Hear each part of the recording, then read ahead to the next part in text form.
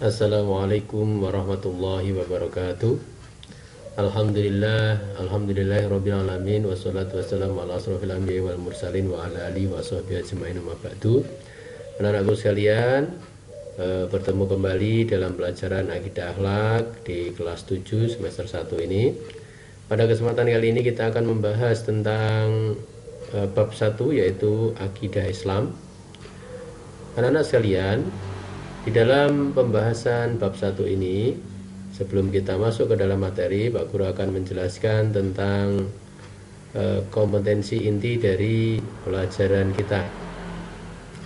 Yang pertama adalah menghargai dan menghayati ajaran agama yang dianutnya, kemudian menunjukkan perilaku jujur, disiplin, tanggung jawab, peduli, toleransi, gotong royong, santun, percaya diri dalam berinteraksi secara efektif dengan lingkungan sosial dan alam dalam jangkauan pergaulan dan keberadaannya. Yang ketiga, memahami pengetahuan faktual, konseptual, dan prosedural. Kemudian yang keempat, mencoba mengolah, menyaji dalam ranah konkret, menggunakan, mengurai, merangkai, modifikasi, dan membuat.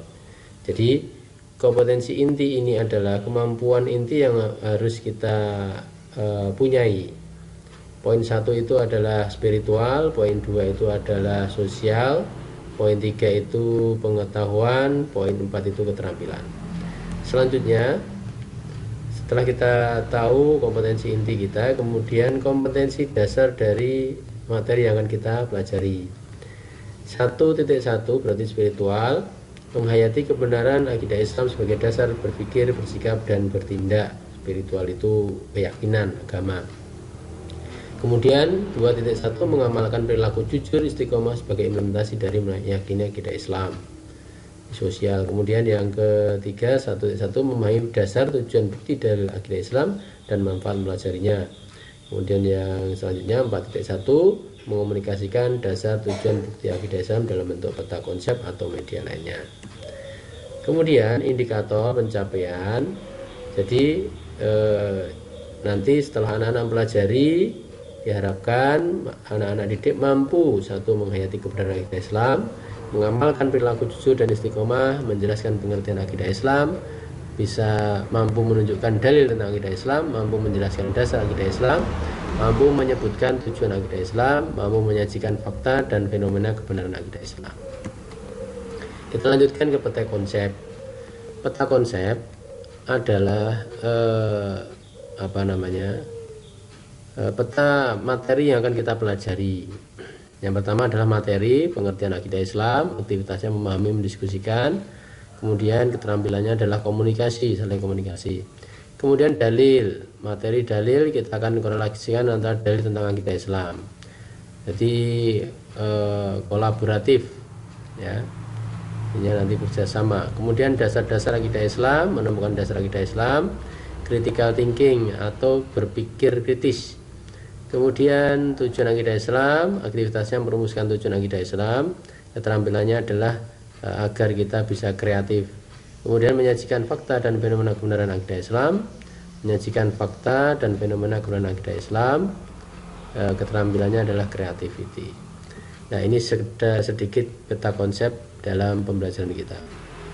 Kemudian lanjut kita akan bahas tentang pengertian akidah. Akidah secara bahasa berasal dari bahasa Arab yang berarti ikatan atau perjanjian, ya, ikatan yang kuat. Aqada yuqidu aqidatan. Jadi berasal dari bahasa Arab aqada yuqidu aqidatan, yang berarti ikatan yang kuat atau perjanjian yang kuat. Para ulama mengatakan arti akidah adalah ma aqada alaihil qalbu wad dhamir, sesuatu yang terikat kepadanya hati dan hati nurani. Kemudian menurut istilah, akidah adalah suatu pokok atau dasar keyakinan yang harus dipegang oleh orang yang mempercayainya. Jadi akidah itu adalah keyakinan yang sangat kuat, pokok atau dasar keyakinan yang dipegang oleh orang yang mempercayainya. Selanjutnya kita rumuskan akidah Islamiyah adalah pokok-pokok kepercayaan yang harus diyakini kebenarannya oleh setiap muslim. Jadi anak-anak sekalian, kita sebagai orang beriman atau orang Islam harus mempunyai pokok kepercayaan yang harus kita yakini kebenarannya oleh setiap diri kita. Nah, ini namanya akidah Islam. Nah, selanjutnya Pondasi utama akidah Islam adalah keyakinan kepada Allah SWT sebagai Tuhan yang wajib kita yakini dan kenal melalui sifat-sifatnya.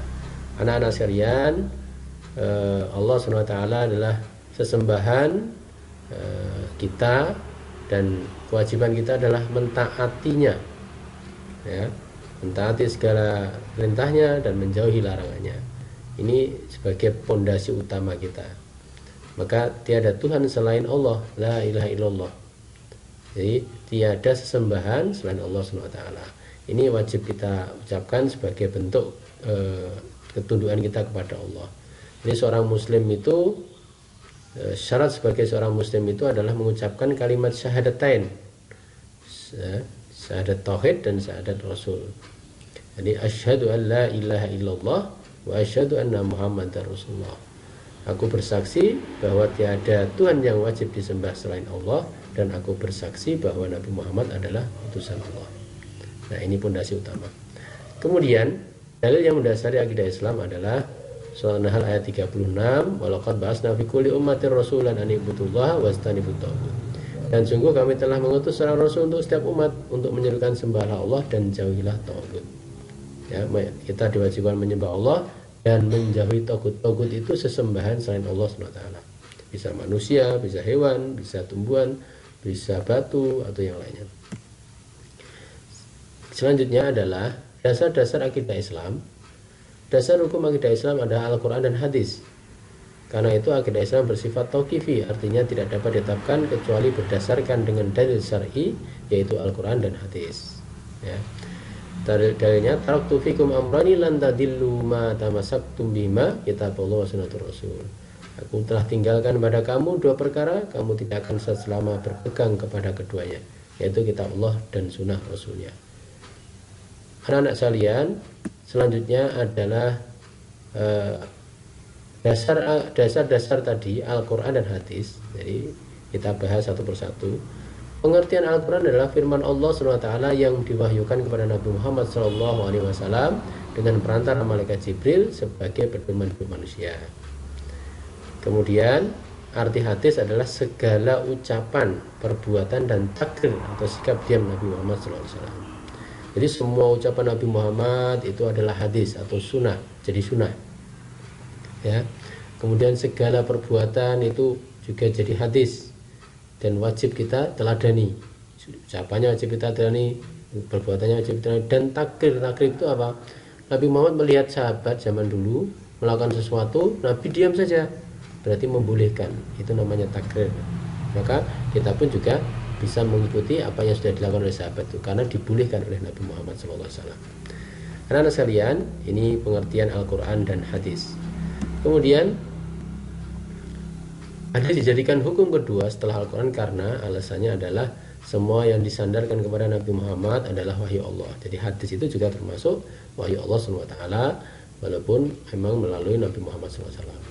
Allah SWT yang kedua adalah Allah SWT telah memberi petunjuk kepada manusia agar mengikuti kebenaran yang disampaikan Rasulullah SAW.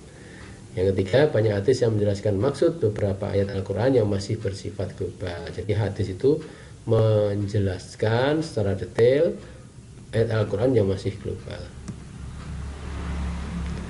Ya, saya kira materi sudah kita selesaikan. Karena sekalian untuk saat ini sampai di sini. Nanti kita lanjutkan tanya jawab ataupun komentar kalian. Silahkan isi komentar di bawah, ya, karena nanti komentar itu sebagai bukti bahwa kalian telah mengikuti pembelajaran kita saat kali ini. Selanjutnya adalah anak-anak, tugas bagi kalian silahkan dikerjakan di buku tugas kalian, kemudian nanti dilaporkan di grup WA. Jadi tugasnya ini tugas mandiri untuk anak sekalian. Ada 5 soal, silahkan dikerjakan sesuai dengan materi yang kita sampaikan tadi. Demikian, semoga bermanfaat. Kurang lebihnya saya mohon maaf. Assalamualaikum warahmatullahi wabarakatuh.